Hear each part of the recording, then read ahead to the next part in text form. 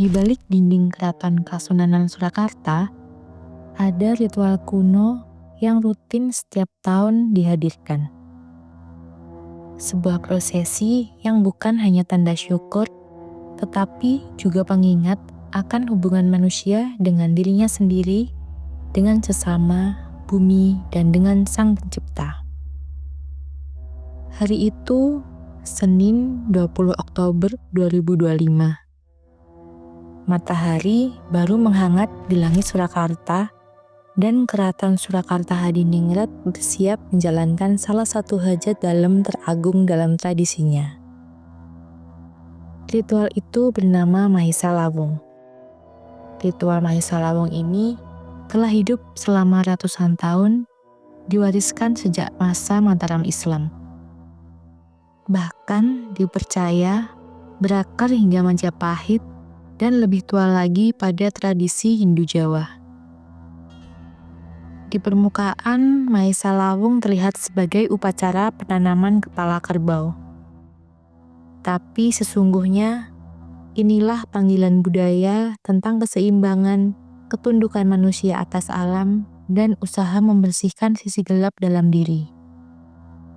Selama kurang lebih 10 menit ke depan, ikuti perjalananku menyaksikan langsung ritual Mahisa Lawung.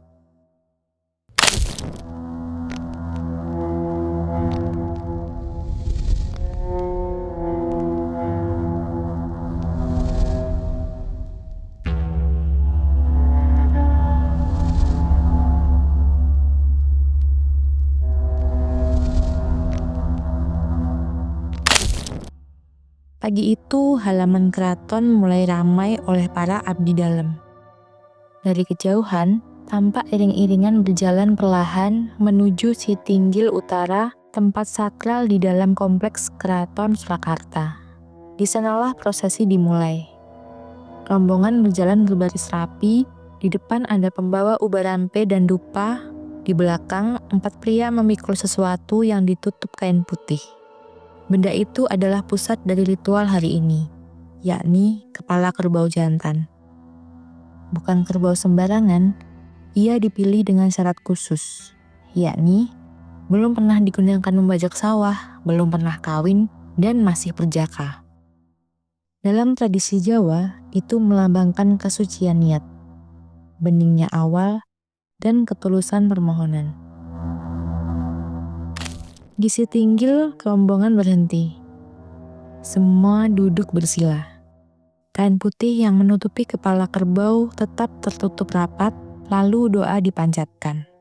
Dalam bahasa Arab, para abdi dalam memohon keselamatan, ketentraman, keseimbangan jagat. Setelah itu, doa dalam bahasa Jawa dilantunkan, warisan leluhur yang menambatkan harapan pada bumi dan alam seisinya. Gusti Mung, Ketua Lembaga Dewan Adat Keraton Surakarta, menjelaskan bahwa kepala kerbau bukan sekadar sesaji. Ia adalah simbol sifat buruk dari dalam manusia. Keserakahan, kebodohan, dan nafsu yang membutakan hati. Melalui ritual ini, sifat buruk itu ditanam sebagai pengingat bahwa manusia harus menanggalkan apa yang membuatnya gelap. Menurutnya, tradisi Mahisa Lawung kali ini tidak berbeda dengan tahun-tahun sebelumnya.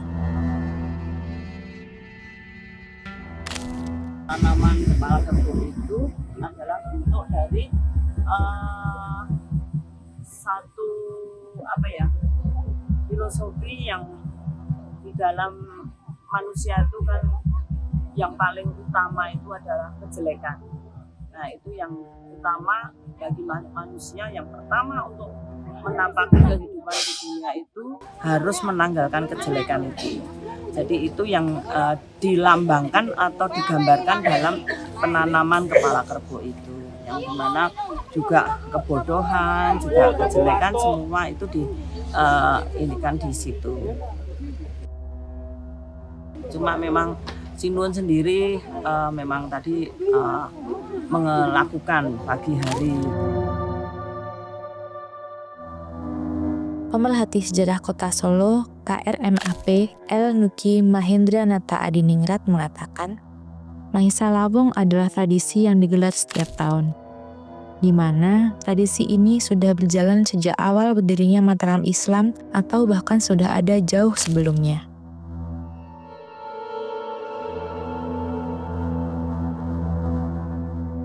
Prosesi dari Sitinggil usai, namun ritual belum selesai.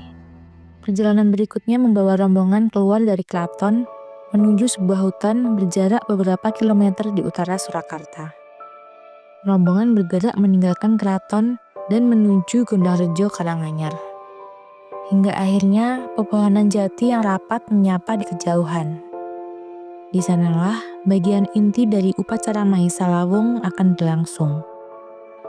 Sebuah hutan yang dipercaya sebagai benteng alam utara keraton, yakni Alas Krendo Wahono. Memasuki Alas Krendo Wahono sama artinya dengan memasuki wilayah yang harus dihormati.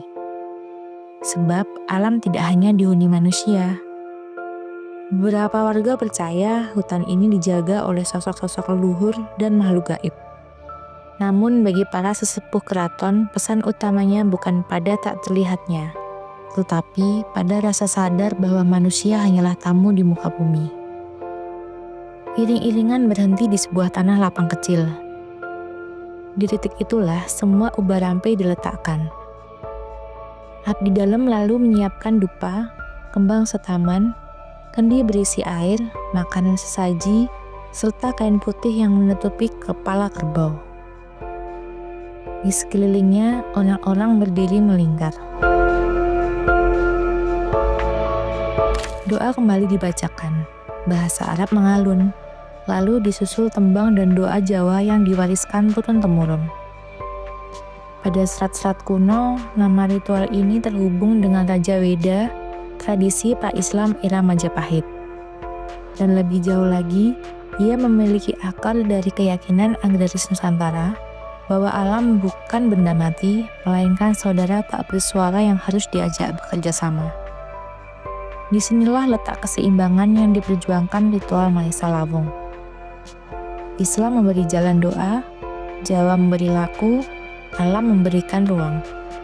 Kain putih lalu dibuka, kepala kerbau diletakkan di tanah, di bawah pohon besar yang dianggap sebagai titik penjaga, lalu tanah digali.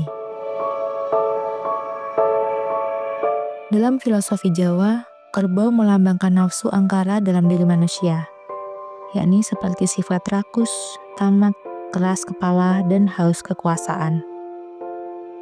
Semua manusia memilikinya, dan hari ini sifat buruk itu ditanam, ditimbun, dikembalikan pada tanah agar tidak tumbuh menjadi bencana.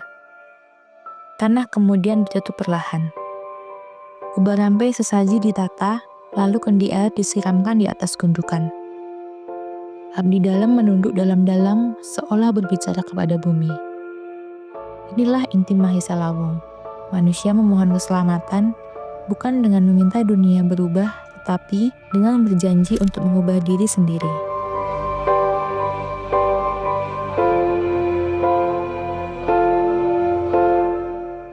Kerbau itu adalah simbol dari kebodohan dan juga menyingkirkan apa yang tidak perlu dalam diri manusia. Di sana juga dikumpulkan juga jeroan dari kerbau itu yang bermakna juga hawa nafsu atau bagian dalam diri manusia yang juga ikut dikubur untuk dihilangkan.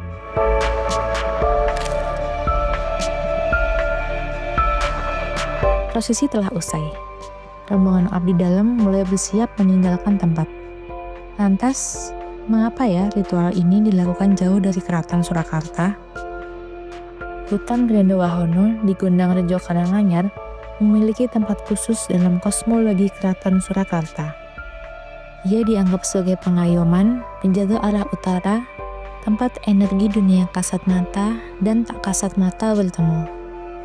Banyak cerita beredar di masyarakat tentang suara gamelan gaib di malam tertentu, tentang cahaya yang muncul tanpa sumber, atau bayangan prajurit bersenjata yang lewat sekelebat di antara pepohonan. Bagi para sesepuh keraton, kisah-kisah itu bukan untuk menakuti, melainkan untuk mengingatkan bahwa ada dunia yang tidak terlihat dan bahwa manusia harus hidup dengan rasa hormat terhadapnya.